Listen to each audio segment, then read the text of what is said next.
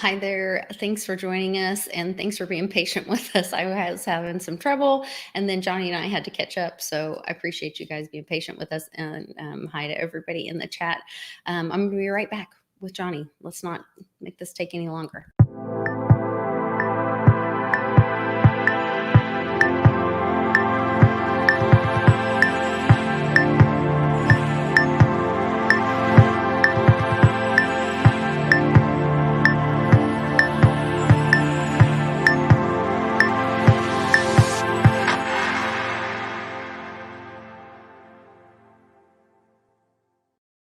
Hey, Johnny, thanks for joining us. And thanks to everybody in the chat for being patient with me today. I was running a little behind and then I needed to catch up with you. So we've got everybody in the chat, Phil and Tom, Jay Crypto Minded, Jenny Alicia, Great Gazoo. Make sure I said hi to everybody. John Morgan got in there early and was waiting on us, so hopefully he'll jump back in.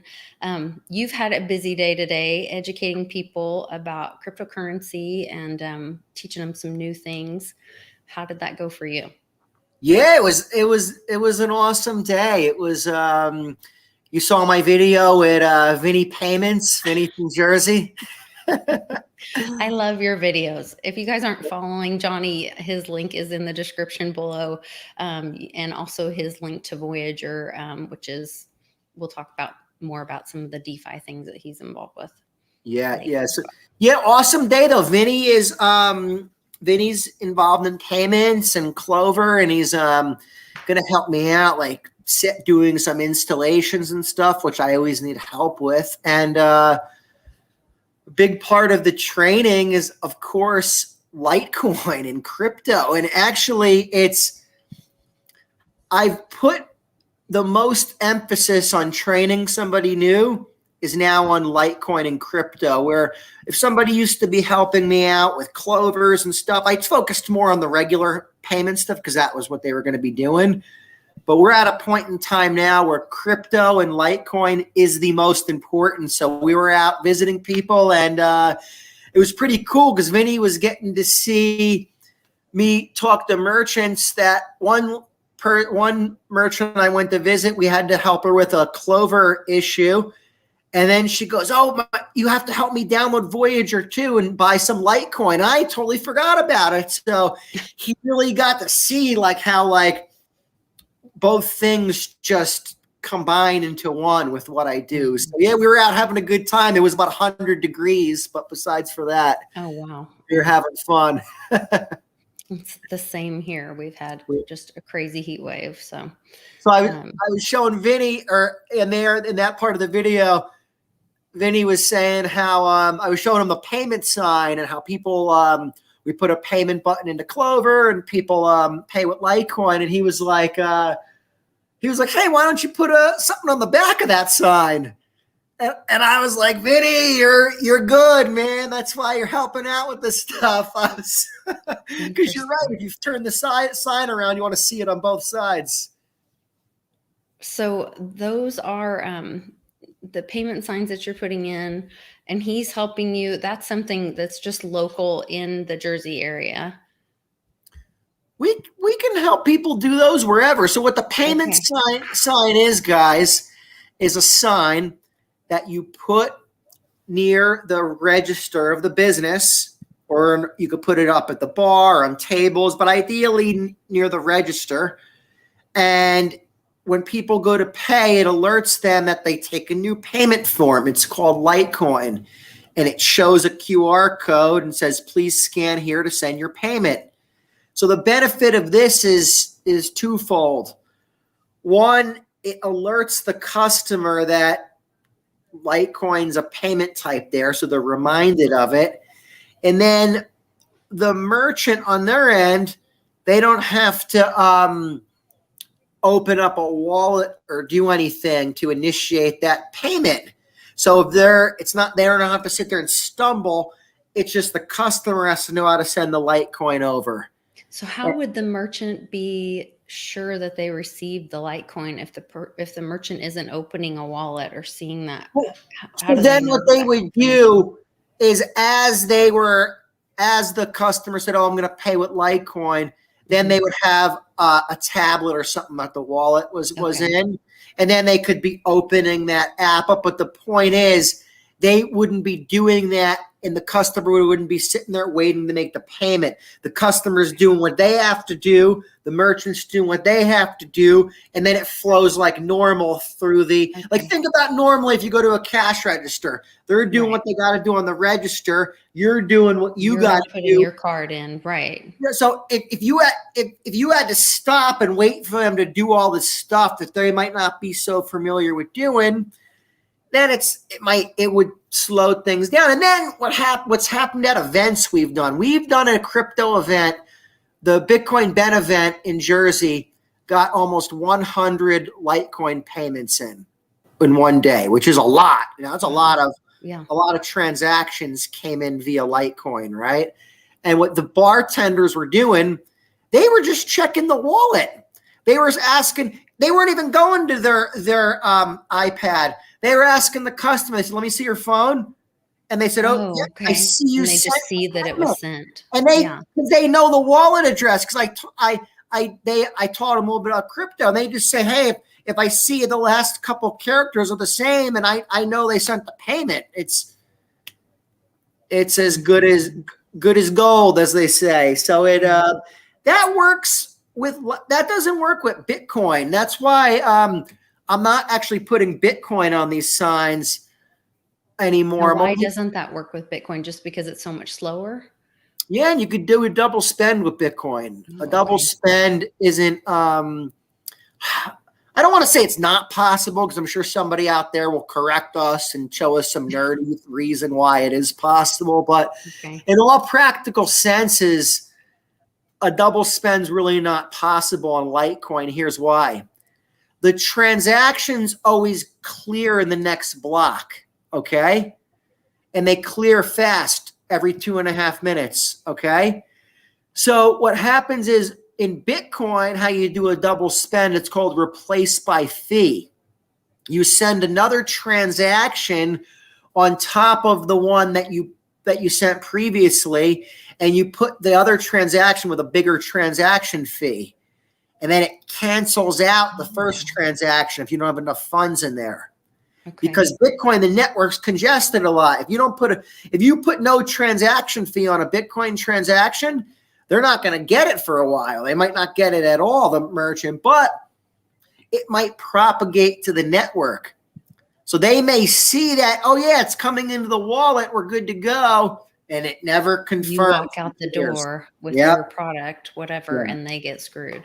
Wow. So it's not possible with Litecoin because Litecoin, again, the blocks aren't full, so everything's going to clear the next block. The blocks clear a lot faster. So it's just like I said, for all intents, I'm sure you could set up through a node or something somewhere, some nerdy thing, but through the mobile apps people use, it's not possible. So I'm really gonna make a change in what I used to do from a couple years ago when I was running around. I always set up Bitcoin, Litecoin, Bitcoin, Litecoin, Bitcoin, Litecoin.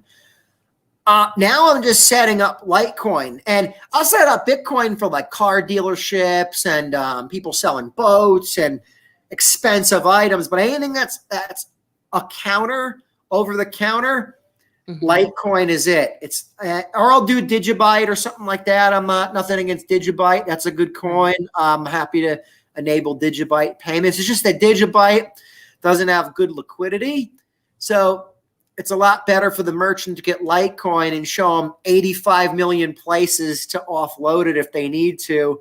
Digibyte, it's a lot harder to get rid of if they want to sell it. So that's be the one downside of Digibyte versus Litecoin. But Digibyte's really functional. I mean, blocks clear really fast, and you certainly ain't doing a double spend on that. Right. And it's also a proof of work, so it has that. Yeah.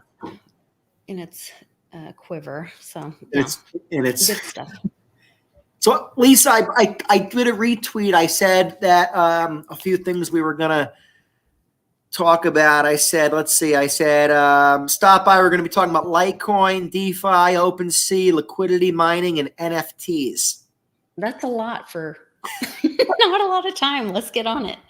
So let's talk first about, liquidity mining and yield farming. Because I told you guys a few weeks ago those words were interchangeable.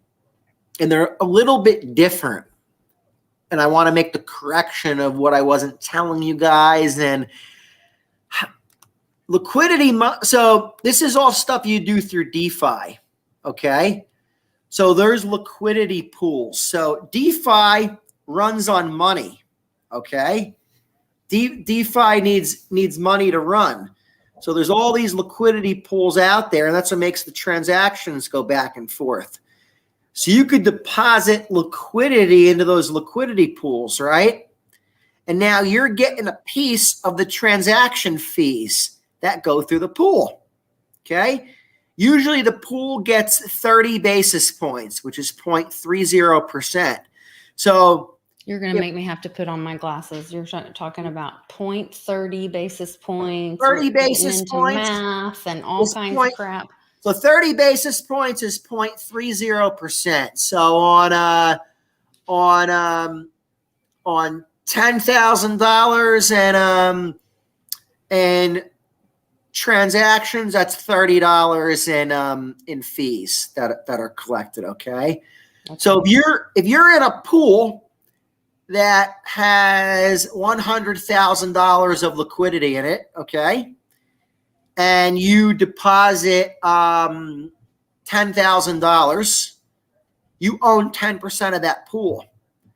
You're making 10% now of the transaction fees every day that pool generates. So that's liquidity mining. You're depositing your liquidity. You're making money on those transaction fees. And then yield farming, what happens with yield farming, which is where the big rewards and big yields come in.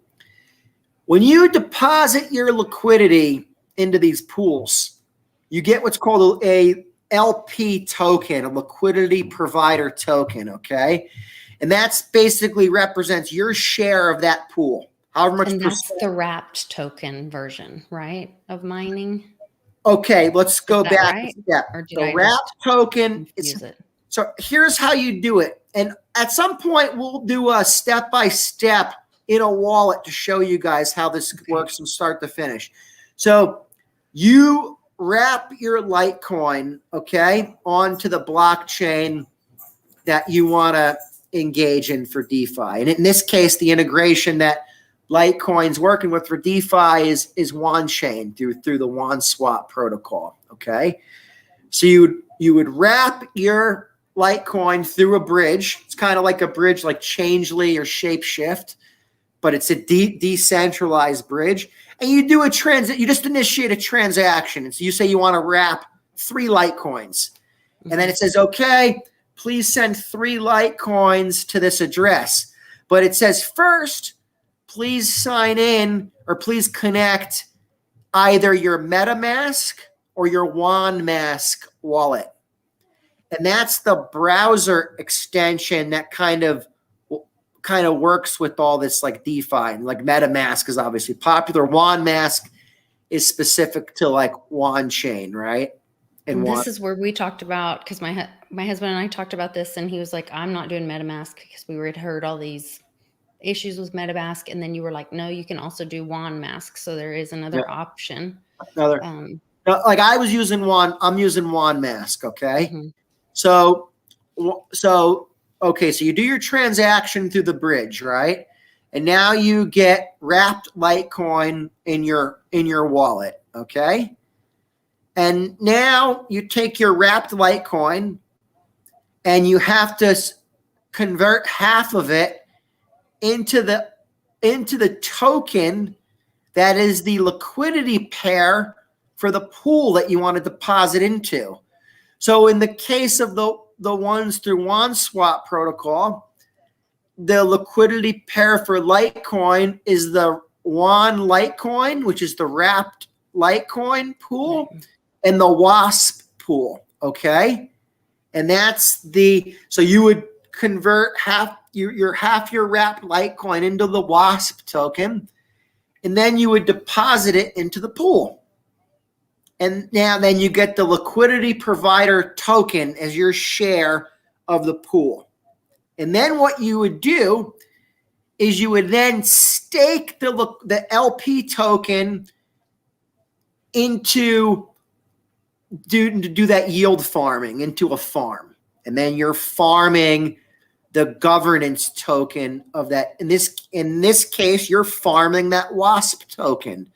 And you can convert the WASP token right back into the wrapped Litecoin and then convert it right back out into real Litecoin. You could do this all day long. So it's not like you're stuck in that ecosystem. I'm going to talk a lot more about this, guys.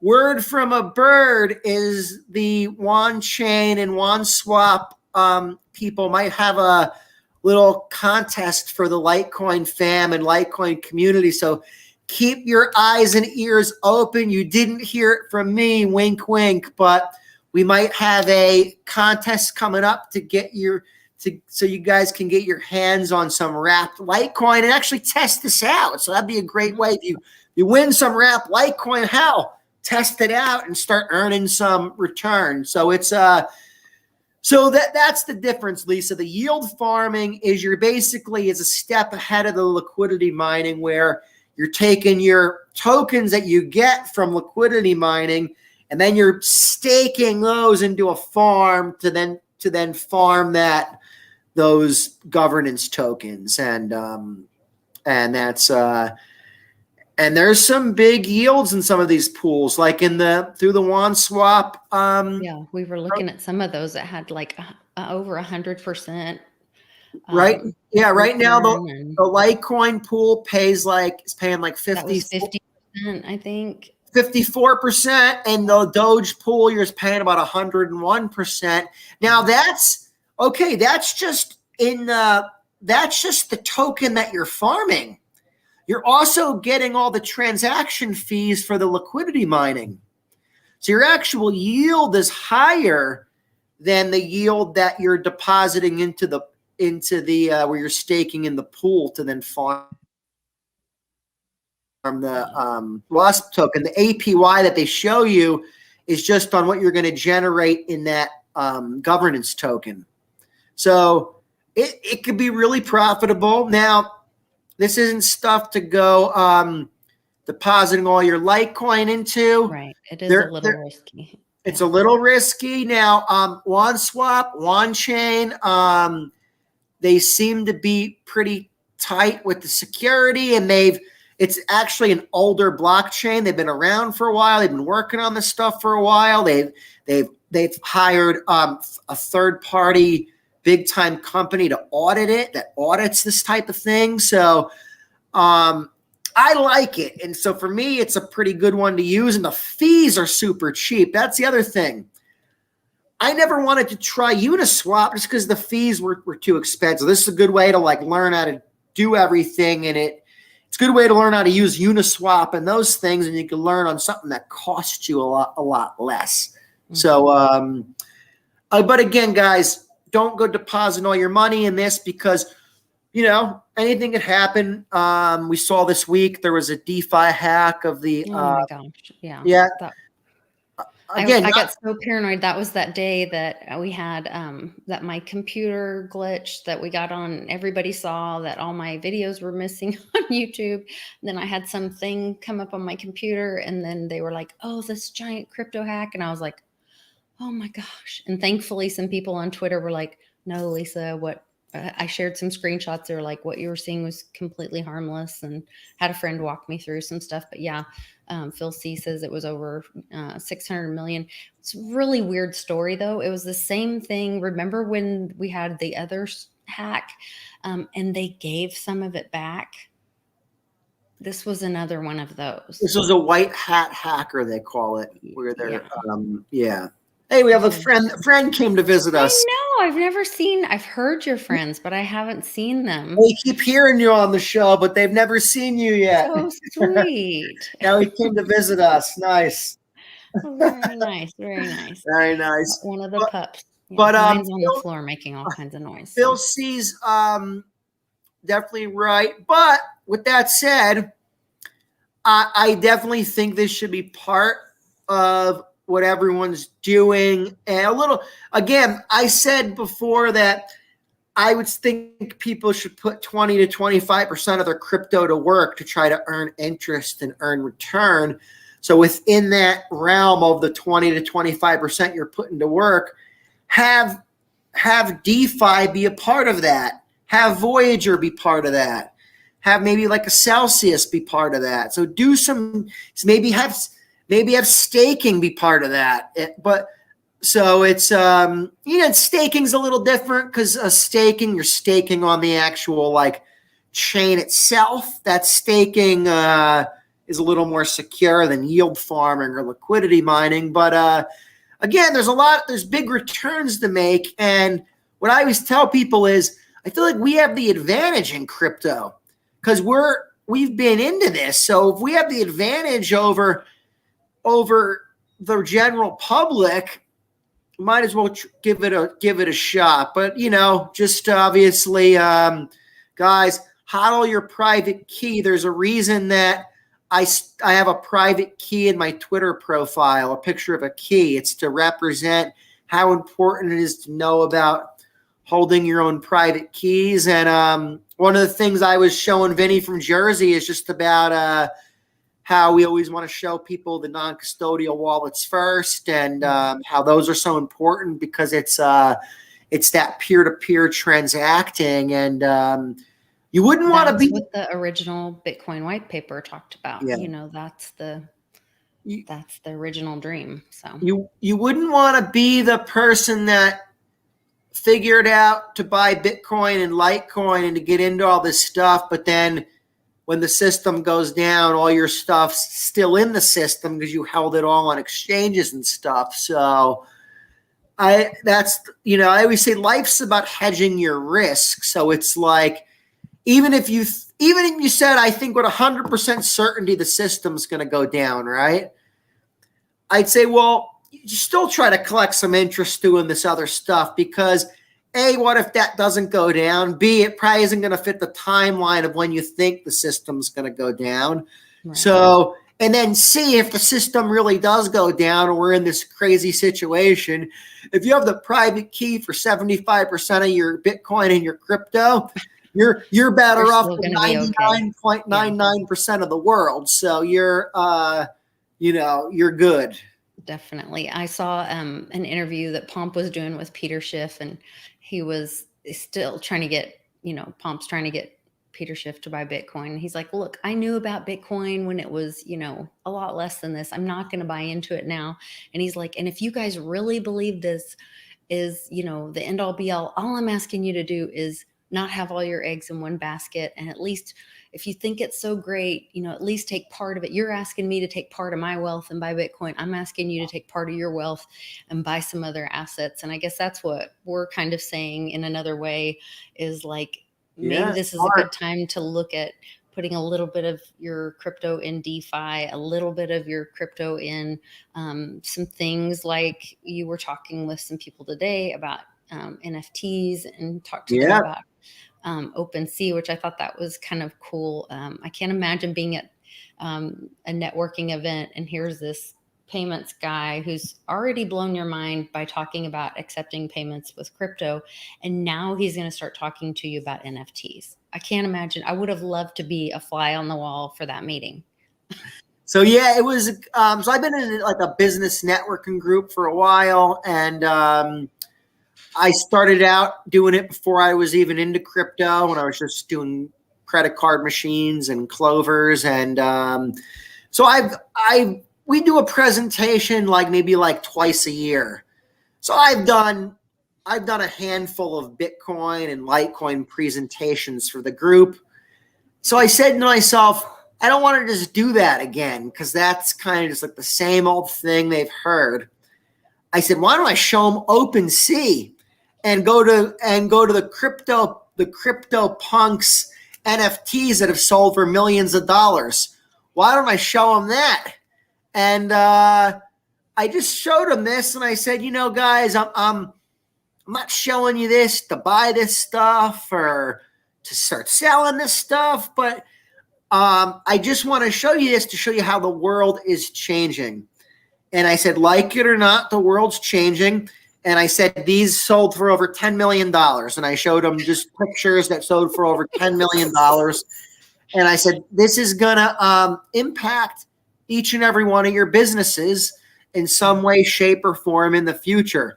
I said, if you're a lawyer, if you're an accountant, if you're a doctor, if you're a realtor, if you're a realtor, if any you do kind of document, anything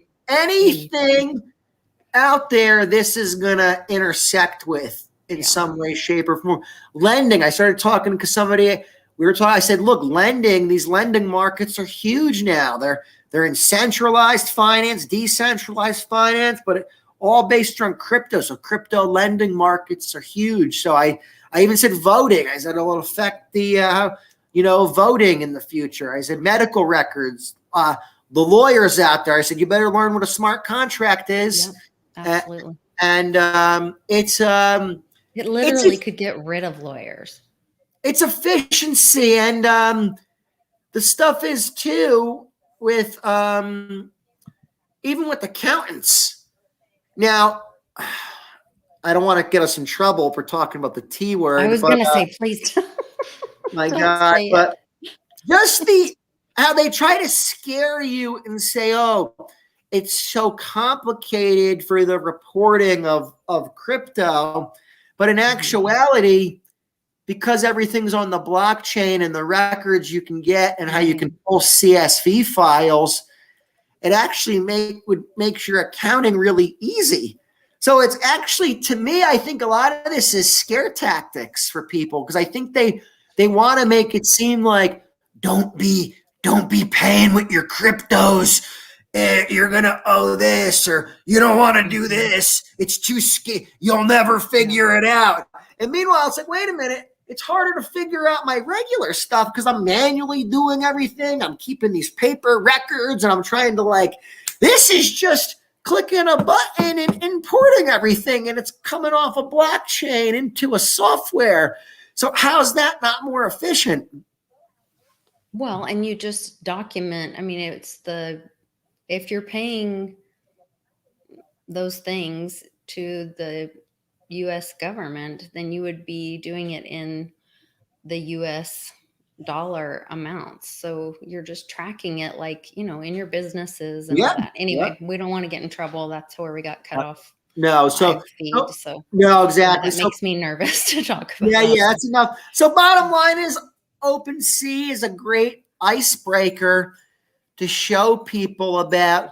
If you might have given people the Bitcoin spiel or Litecoin spiel and it's going in one ear and out the other, this may resonate to them. Everybody has something different that resonates to them. Yeah, definitely.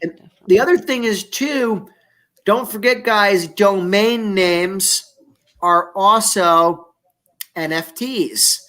So the important thing with this is when they're what they'd call Web3, which is the decentralized internet that can't be taken down, censorship resistant. On the back end of it is all going to be, all the websites are going to be NFTs, because it's the only way to have censorship resistance. Because if you're not holding the private key to your site, then how do you really maintain ownership? Then someone else can always censor you. They'll always be able to get through to those people. So I'm actually to the point where with a lot of stuff like that, we can't let with the decentralized web, they got to get the companies out of the way, because it's not like, oh yeah, there's the good companies. No.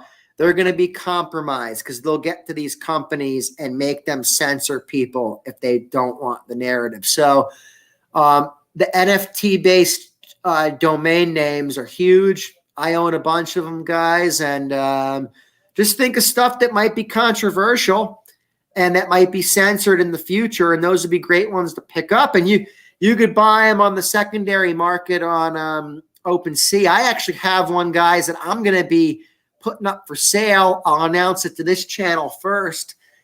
Silversqueeze.crypto. Oh, I know somebody that might want that. Might want to buy that Talk to them privately. I'll talk to them about a private sale, because let me tell you what, that hashtag, if you silver people are right out there and there's ever anything where silver's putting enough pressure on the system, let me tell you what, they will censor the crap out of Silver Squeeze hashtag. So if you can have your own site going censorship resistant, and the .crypto domains are the most valuable too. So that was interesting. So silversqueeze.crypto, guys, I scooped it up, and I will not sell this to the bad guys. That's my promise. Because I could see the bad guys buying it, so then the good guys hold their hands on it. Yeah. I want to sell it privately to somebody that's going to use it for good. That was one of the things that Mike Lindell was talking about on his symposium, was that, we're seeing in Oklahoma, a lot of the CCP come in and buy up these large farms. And he was like, people, don't sell them. Do not sell them to them. Like, stand your ground. Don't sell it to them. And I have a friend, realtor, and she was like, these large corporations are coming in, buying up people's land. And I'm like, why are they selling it to them? And she's like, they'll pay anything for it. Yep. It's unbelievable. And so, this is our time to say no. So wow, someone just said I bought a CryptoPunk for 2 ETH and just sold it for 100 ETH today. I mean, that's wow, congrats. What a story. Highlight that. That's a couple $100,000 profit. So that's boom. That's the culmination of what we're talking about. I mean, this is amazing. This is where it's at, guys. So there's just think of weird stuff that could be valuable. And again, my thing was more the domains that I think might be censored. There's some value in some domains. So it's I'm not an artist, but I'd love to put some stuff together and sell it on OpenSea. That'd be pretty cool. That's pretty cool. I want to give everybody a heads up. I am having for patrons only on my Patreon channel. In about 15 minutes, SL and Jill Jardine are doing Jill's answering questions that SL has gathered from the community, and doing a reading on, let me go through the email and tell you guys what coins she's reading. Let's see, Bitcoin, Ethereum, Shiba, Digibyte, Coda Summit, Redcoin, Kishu Inu, and XYO. So if you guys want to watch that live, you can go join my Patreon for $5. Supports the channel, and you'll be watching it live. The link is in the description below, and I would appreciate it. And that's going to be live here in about 15 minutes. So we're going to go at least an hour. I promised them an hour. I have been fighting school boards and talking to attorneys and superintendents and dealing with all kinds of stuff this week. And so had to console my little boy till 10:30 last night and pull him out of public schools. They have put a COVID walk-in clinic for general public in my son's elementary school. And doesn't make any sense if it's such a big problem and the teachers are so afraid. Then so the same administration is fighting against our governor's order to not mask the children. They're wanting to mask the children, but then they put a COVID testing center, a walk-in code. They're not even coming out to the car to test them. They're inviting general public into the building where elementary school children who cannot be jabbed are in the building. And so it's just complete hypocrisy and endangering the children, knowingly endangering them. So we've had to pull my medically fragile child out of the public school that we have been a part of for over or almost 20 years now. And one of my problems, Lisa, was I had gotten the C thing last winter or whatever, and I knew I had it because I couldn't smell. That was okay. Yeah, I had heard that. That was that's a sign you had it, and this and that. And but everyone was like, with the testing. And I said, well, if I know I got something and it's winter anyways, and I'm not going to go around nobody, why would I want to, if this is so dangerous, why would I want to go infect those people? Right. How does that make sense? How does that make sense? It doesn't make sense. So it's like, and then with kids, like if one person in a house had it and other people are getting symptoms, and it's like, all right, well, these Most people, likely, regardless of whatever anybody thinks out there about it, if it's serious, not serious, whatever. But it's if somebody gets in a house gets a virus or cold, then other people are likely to get it. And then if other people get it, they got the same virus or cold the other people in the house got. That's just how nature and science works. Right. I thought, at least. I don't know. No, the whole thing is just ridiculous, and I'm arguing with them, and they don't have their plan for tornadoes is that they're just shelter in place. And I said, so the sick people will be in with the children, and he said, well, they're, and because they have tornado shelters in the building, and he said, well, we didn't have a tornado last year, and I said, that's your plan, is because we didn't have one last year. And then the same thing for like over and over. And then he just told me that he understands my concerns, but they're not based in fact. And I'm like, here's all the facts I just went through.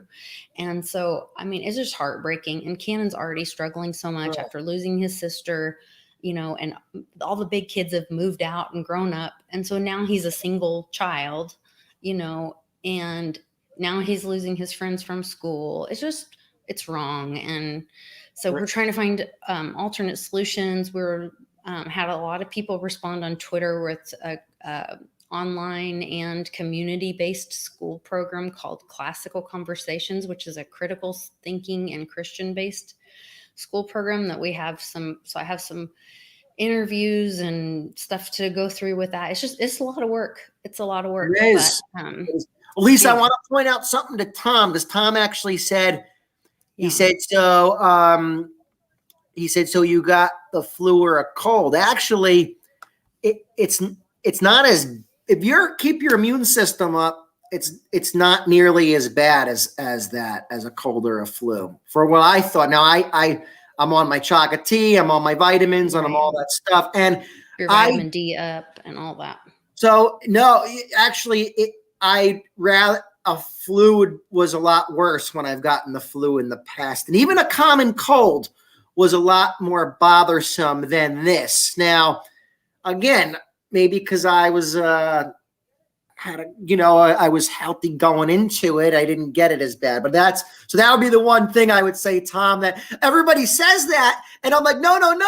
The other thing, this really wasn't so bad. The flu is usually worse from what, and I've actually asked a lot of people, and almost all people have said to me they felt worse with the flu than with the C thing. The thing, so, yeah. So. Well, we shall see. We're going to keep moving forward, and we're not giving up on this thing. So, and we're not giving up on America, and we're not giving up on each other. So, we'll keep going, and hope to see you guys over on Patreon. And Johnny, thanks for popping in and hanging with me today, and we'll be here tomorrow. We've got another announcement of a new sponsor for our Happy Hour Roadshow, and more exciting stuff coming for everybody, for our fam. So see you guys tomorrow on The New Normal. Take care. Later, guys.